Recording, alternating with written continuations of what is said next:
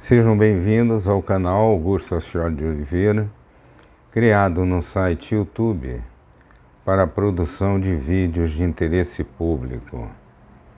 Se vocês ainda não estão inscritos neste canal, nos honrem com adesão a esta tribuna do bem, que pertence a vocês, bem como aqueles que amam as cidades onde nasceram ou escolheram para viver. O melhor estímulo que vocês podem dar ao nosso trabalho é postando likes, comentários, emitindo opiniões, concordantes ou discordantes. Todas, sem exceção, serão muito bem recebidas e, na medida do possível, respondidas. O tema de hoje é o jogo no Brasil. Todos sabemos, não é segredo para ninguém, que no Brasil joga-se e muito, só que de uma forma clandestina. Vocês vão aos bairros mais sofisticados do Rio, de São Paulo, de Minas, de Goiás, de Pernambuco, Alagoas, Paraíba, Rio Grande do Norte, Pará, Manaus, Brasília. Não se esqueçam jamais de Brasília. É sempre o palco principal. Paraná, Rio Grande do Sul, Mato Grosso, e nos lugares mais sofisticados, vocês terão mesas de apostas para todos os bolsos. É segredo isso, hein? Vamos falar a verdade? Todos vocês sabem que isso ocorre. E ocorre por quê?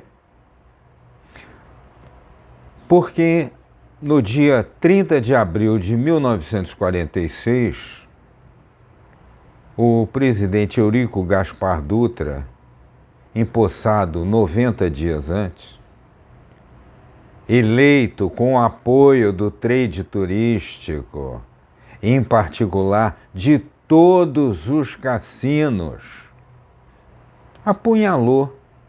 Essa é a palavra.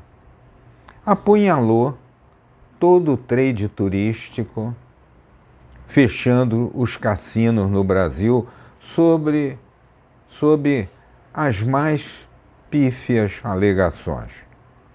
Defesa da família brasileira, dos princípios, da Constituição, impedir o crime organizado, a corrupção. O que ele fez de verdade? Vamos analisar o ato dele de verdade. Favoreceu a todo o trade turístico ao redor do Brasil. Espolcaram garrafas e mais garrafas e mais garrafas de espumante, abriram-se os melhores conhaques, os mais exclusivos rótulos de vinhos, no Uruguai, na Argentina, no Chile, no Peru, na Bolívia, na Venezuela, no Caribe e também, por que não, em Las Vegas, que naquela época engatinhavam. O interessante de tudo, já que nós estamos fazendo esse passeio histórico, é que o principal adversário do general Eurico Gaspar Dutra era o brigadeiro Eduardo Gomes, ferrenho inimigo do jogo. Este sim, era inimigo mesmo do jogo. Ele prometeu que o primeiro ato dele como presidente seria fechar os cassinos. Nosso amigo Dutra ficou caladinho. Eleito com o apoio do trade turístico e dos cassinos, 90 dias depois fechou os cassinos. O que ele conseguiu, além de favorecer os países ao nosso redor? Escancarou as portas do crime organizado no Brasil. Alguém tem dúvida disso? Porque quando o jogo era legalizado, os cassinos tinham endereço certo, sabido, não é? Por todos. Os diretores e proprietários eram conhecidos por todos. Não havia trampa no jogo. O jogo era legal. Ganhava quem tinha sorte. Perdia quem não estava com sorte. Mas quem perdia pagava a vitória de quem ganhava. Não havia desvio de dinheiro para remunerar A, B, C ou D para permitir algo que era legalizado, pagava impostos, empregava pessoas do mais qualificado ao menos qualificado, estimulava os negócios paralelos, estimulava a construção de hotéis, o aprimoramento dos meios de transporte, o aumento do turismo, porque naquela época, pessoal, os voos eram paradores. Os aviões não tinham grande autonomia, então o avião saía dos Estados Unidos e ia parando em tudo quanto era aeroporto, até chegar ao Brasil. Acontece que o turismo no Brasil decolou. E os países vizinhos começaram a perder turistas. Eles precisavam fazer alguma coisa e fizeram.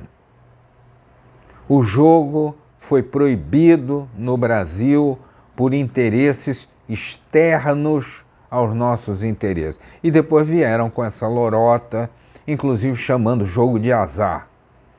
Isso é uma baboseira, é uma narrativa. Não existe jogo de azar. O jogo é de sorte. Agora, passa a ser de azar quando tem corrupção. Porque uma grande parte do ganho é desviada para atender interesses de A, B, C ou D por baixo dos panos.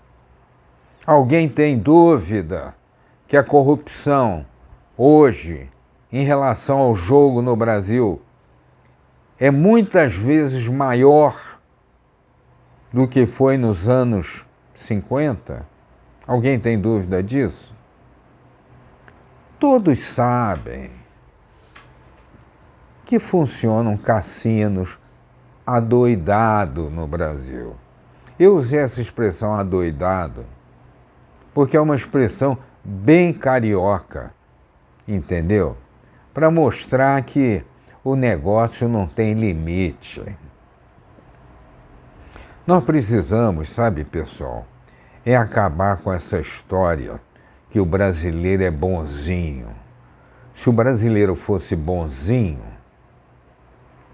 ele já tinha erradicado o analfabetismo no país. Se não erradicou o analfabetismo absoluto e funcional, é que não interessa. É a teoria da bica d'água. Ela mudou apenas de perfil e de objeto, mas ela continua existindo. Então acenam para os meninos com diploma superior e tal. Não dizem para eles que eles vão ficar imobilizados 4, 5 anos. O Estado vai investir maciçamente, ou suas famílias também. E quando saírem da faculdade, eles saem rigorosamente inexperientes, buscando emprego e competindo em desigualdade com os técnicos.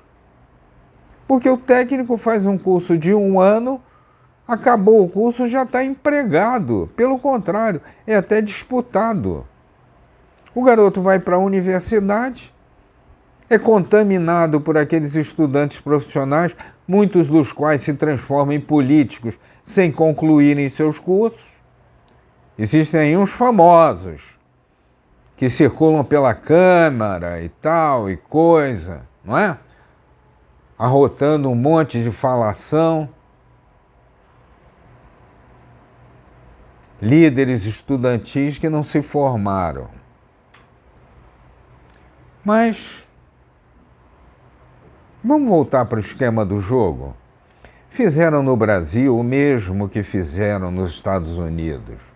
A tal da lei seca proibia americano de beber o seu drink. É a mesma coisa que proibi-lo de beber água. Na verdade, o objetivo não era corrigir a família americana nem a moral americana. O objetivo era colocar a máfia nos Estados Unidos. E colocaram, através da lei seca. E no Brasil, qual era o objetivo? Instalarem o crime organizado. E instalaram.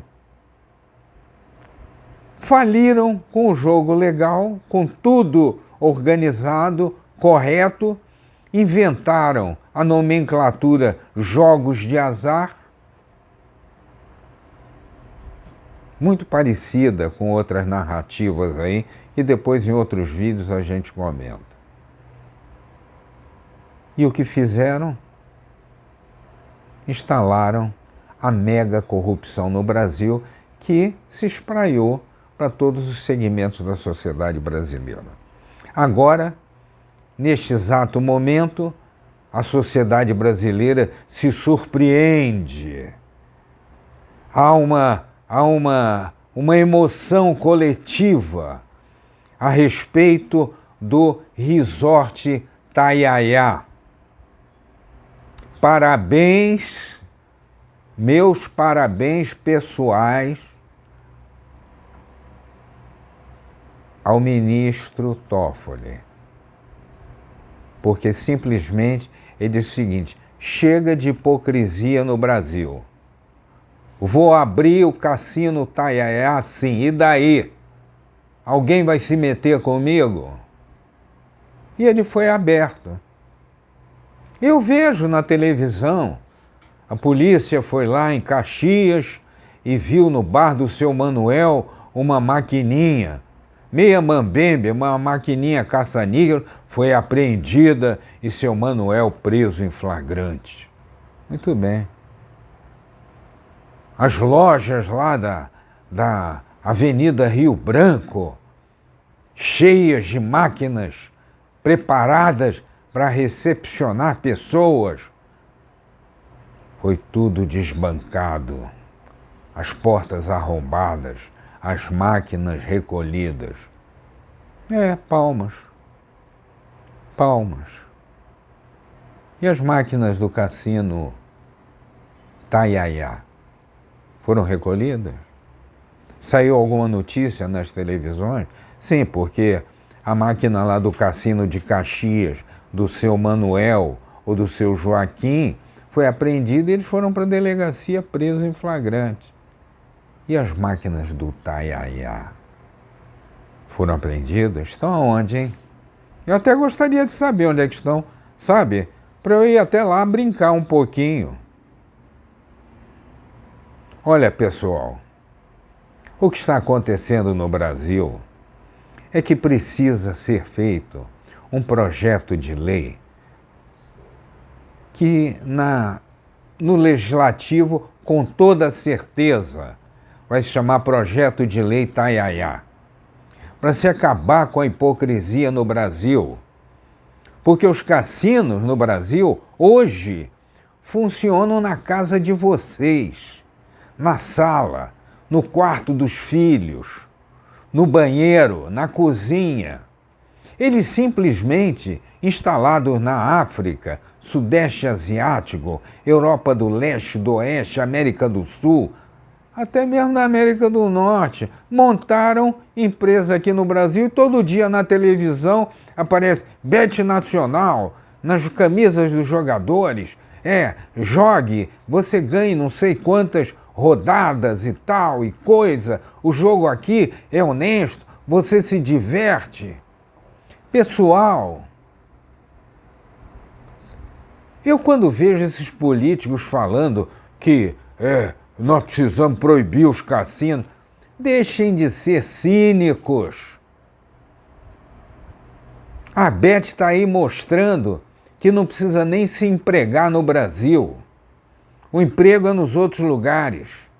Um cassino, para os que não sabem, tinha boates, teatros, bares, um sem número de entretenimentos. E hoje, algum de vocês vai jantar com a família no hotel tal ou no hotel qual? Não, não vai. São postos de pernoite, café da manhã e pernoite. Nem essa criatividade tem. Quando eu vejo esse negócio, os hotéis estão lotados para o show daquela velha de guerra aí, Madonna, que veio por aí, e outros mais, dá pena. Porque o potencial turístico do Brasil é fantástico. Mas a gente vai lá no Corcovado, vê aquela turma manipulando o trânsito, sobe o Corcovado, vê vassoura abandonada de um lado, não tem guias bilíngues, trilíngues, não se faz turismo, não se incentivam os taxistas, que é a única categoria que faz ronda na cidade. Vocês encontram os taxistas 24 horas por dia na cidade. Alguém dá cursos para eles? Alguém treina eles em turismo? Não, ninguém treina. Deixam eles largados, batalhando. A grande maioria dos cassinos no Brasil, se fosse instalada, geraria milhares de postos de trabalho, além de negócios paralelos. E tem outra. Não haveria jogo roubado, não. Porque toda a área que tem cassino tem comissões de fiscalização interessadas que o jogo seja correto. Então, pessoal, já que vocês liberaram as bets para que africanos, europeus do leste e do oeste, pessoal do sudeste asiático, América do Sul, faturem sem empregar brasileiros, que tal vocês, legisladores, proporem a lei Taiaiá para legalizar o jogo no Brasil? Meu nome é Augusto Ascioli de Oliveira, tenho 80 anos, indignado com tanta narrativa, com tanta hipocrisia, num país que se joga desde criança. O início foram as bolinhas de gude, depois evoluiu para o bafo-bafo, depois o palitinho, depois o jockey, né? E depois o jogo do bicho, que está aí. Pelo menos é uma cultura brasileira. Olha, pessoal, fico por aqui porque o assunto é longo. Mas olha, enquanto esse Decreto-Lei 9215, que nos atormenta há 79 anos, não cair como o divórcio no Brasil, vocês sempre ouvirão minha fala. Gostem ou não gostem. Sou a favor da reabertura dos cassinos no Brasil, sim!